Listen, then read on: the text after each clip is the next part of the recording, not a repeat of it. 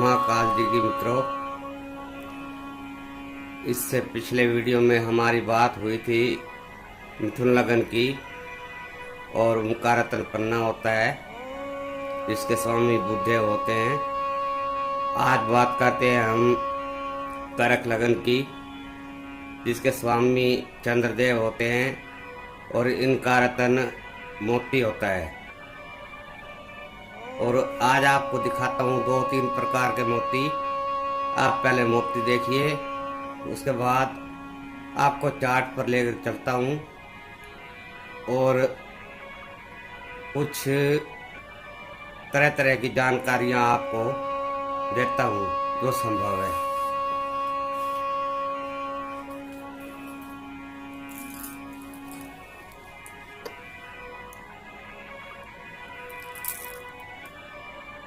देखिए दोस्तों, एक तो ये मोती है,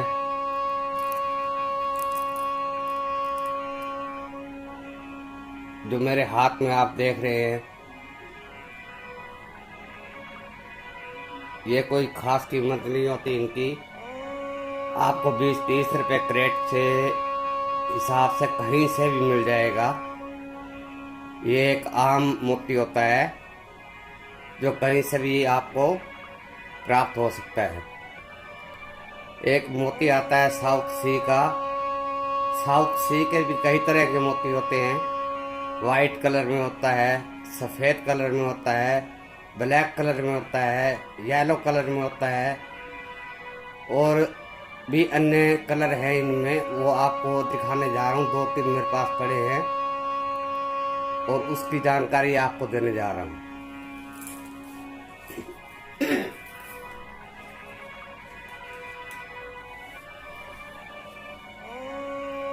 ये देखिए दोस्तों, साउथ सी का ओरिजिनल मोती विद लैब सर्टिफाइड कॉपी।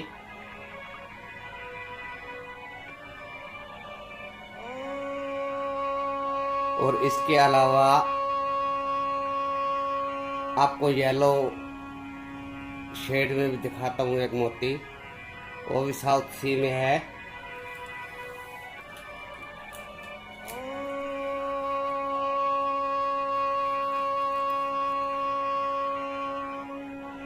ये देखिए दोस्तों, ये भी साउथ सी का मोती है। कोई ज़्यादा कीमत नहीं होती मोती की, क्या वो साउथ सी का हो, ज़्यादा मोती ज़्यादा इसकी भी कीमत नहीं होती है। ये भी 300-400 रुपये क्रेट के हिसाब से आपको कहीं से भी मिल सकता है। अब आपको ले जाता हूँ चार्ट पर और अन्य जानकारी आपको देता हूँ विस्तार में, आप सुनिए।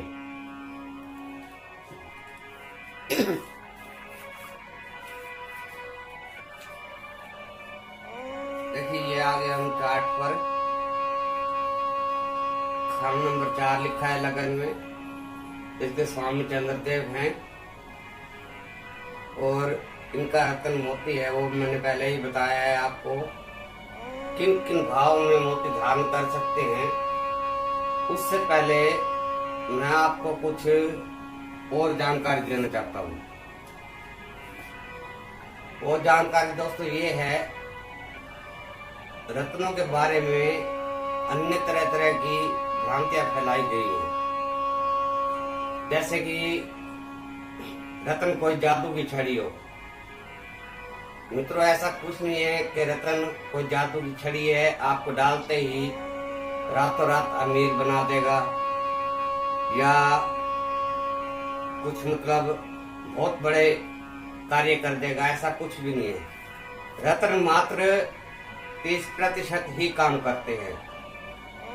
चाहे किसी भी तरह की कुंडली हो, किसी भी बंदे की कुंडली हो, किसी भी लगन की कुंडली हो और कोई भी रत्न हो, नवग्रह में से कोई भी रत्न हो, रत्नों का काम मात्र 30% ही काम करना होता है।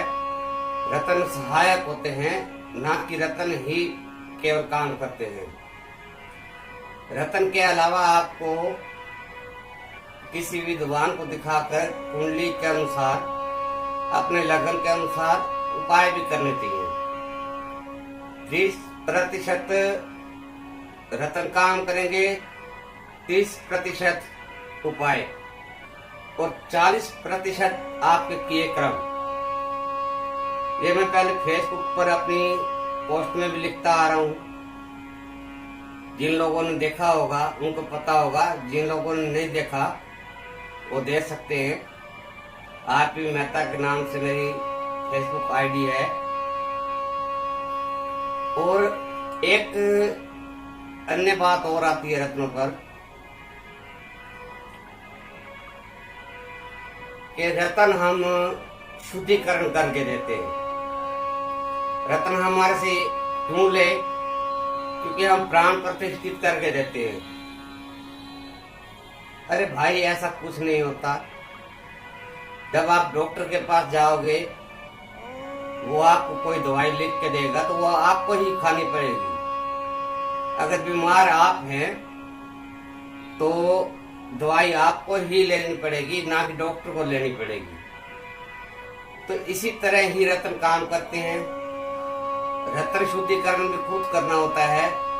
और शुद्धिकरण का क्या कोई ऐसा कोई इसमें फंटा नहीं है कि बहुत बड़ा जादू करना होता है। केवल मंत्र जाप करने होते हैं। जिसका भी रतन, मान लो चंद्रदेव का रतन धारण करने जा रहे हैं तो आपको चंद्रदेव जी के रतन के मंत्र जाप करने हैं। पंचामृत में स्नान करवाना है। उसके बाद चांदी में जड़वा कर सबसे छोटी उंगली में मोती को धारण करना है। तो ये एक वहम डाला हुआ है कि मतलब हम रतन को प्राण प्रतिष्ठा डाल के देते हैं, शुद्धिकरण करके देते हैं, हवन करने पड़ते हैं। ऐसा कुछ भी नहीं है, ये मात्र वहम डाला हुआ है। तो अब आपको बताता हूँ किस किस भाव में करक लगन के जातक मोती धारण कर सकते हैं। और उससे पहले आपको ये बता दूं, मोती को हल्के में ना ले। मोती, कोई भी इंसान ये सोचता है मुझे गुस्सा आ रहा है तो मोती धारण कर लूं, मेरा दिमाग में मुझे परेशानी चल रहा है, कुछ दिल कमजोर है, मोती धारण कर लो जी। किसी ने भी बता दिया बिना राशि के, बिना मतलब कुंडली देखे, बिना लगन देखे, और आप गए किसी विद्वान के पास, बोले मेरे पास कुंडली नहीं है, मेरी डेट ऑफ बर्थ नहीं है मेरी, मुझे गुस्सा बहुत आता है। विद्वान ने क्या कहा, आप जाकर मोती धारण कर लो। परंतु गलत है ये। आपको मोती भी बहुत नुकसान पहुंचा सकता है। मोती को इतना हल्के में ना ले। चंद्रदेव जी का रतन तब धारण करें जब आपके पास अपनी डेट ऑफ बर्थ हो, बिल्कुल सही समय हो, अपनी कुंडली बनवाकर किसी विद्वान से सलाह कर ही मोती धारण करें। अब आइए आपको बताता हूँ किस किस भाव में मोती धारण कर सकते हैं। नंबर 1, आपके चंद्रदेव लगन में विराजमान हो तो आप मोती बेहिचक धारण करें, आपको फायदा ही होगा। और इसके बाद दूसरे भाव में हो, यहाँ भी आप मोती धारण करें, आपको कोई नुकसान नहीं होगा, लाभ ही होगा। अब तीसरे भाव यानी मिथुन लगन में हो, मिथुन राशि में हो चंद्रदेव आपके, तो यहाँ मोती धारण ना करें। इसके बाद आपके चंद्रदेव यदि तुला राशि में चौथे भाव में बैठे हो तो यहाँ आप चंद्रदेव का रतन बेहिचक धारण करें, आपको कोई नुकसान नहीं होगा। सैदव मोती आपको लाभ ही पहुंचाएगा। इसके बाद आते हैं पंचम स्थान पर। पंचम स्थान पर अगर चंद्रदेव विराजमान हो, यहाँ मोती धारण ना करें, यहाँ आपके चंद्रदेव नीच के हो जाएंगे, यहाँ मोती बिल्कुल भी मनाही है। हाँ, सिर्फ अगर सूर्य के साथ बैठकर अस्त हैं तब मोती धारण कर सकते हैं, या नीच भंग हो रहा है चंद्र का, तब भी धारण कर सकते हैं। अब आगे छठे भाव में, छठे भाव में मोती धारण ना करें, सप्तम भाव में आ जाते हैं। अगर आपके चंद्रदेव सप्तम भाव में है तो यहाँ मोती आप बेहिचक धारण कर सकते हैं, आपको लाभ मिलेगा। अब आते हैं अष्टम स्थान पर। अगर आपके चंद्रदेव अष्टम स्थान पर विराजमान है तो मोती बिल्कुल धारण ना करें, चंद्रदेव के पाठ पूजन करें, आपको लाभ प्राप्त होगा।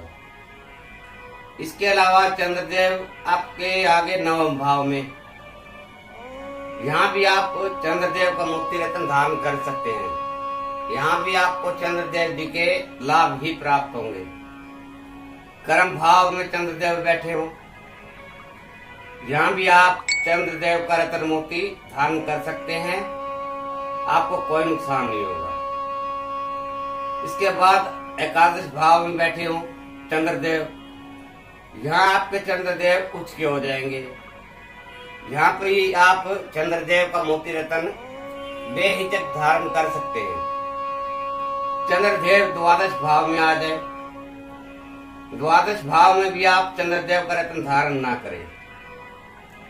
और इसके बाद भी रत्न कोई भी धारण करने से पहले किसी विद्वान को अपनी कुंडली दिखाकर तब ही धारण करें। ये नहीं कि किसी का वीडियो देखकर अपने हिसाब से बाजार से लेकर अपनी मर्जी से मोती धारण करें। मोती भी आपको नुकसान दे सकता है। बहुत से लोग ऐसे करते हैं, नेट से जानकारी ली, नेट पर देखा, इंटरनेट पर सर्च मार कर देखा, अपने आप ही रत्न धारण कर लेते हैं और थोड़े दिनों बाद ही जातक को कोई न कोई नुकसान पहुंच जाता है और फिर जातक रत्न को दोष देने लगता है, जबकि दोष रत्न का नहीं होता। दोष होता है रत्न गलत डाला हुआ, गलत फिंगर में डाला हुआ। रत्न शायद जिस फिंगर में बनता है उस फिंगर में तो डालना चाहिए और वजन भी ठीक हिसाब से होना चाहिए। और सबसे बड़ी बात, बिना विद्वान की सलाह लिए बगैर कोई भी रत्न धारण न करें। रत्न इससे आपको लाभ पहुंचाने के बजाय नुकसान दे सकता है। जय मां काल जी की।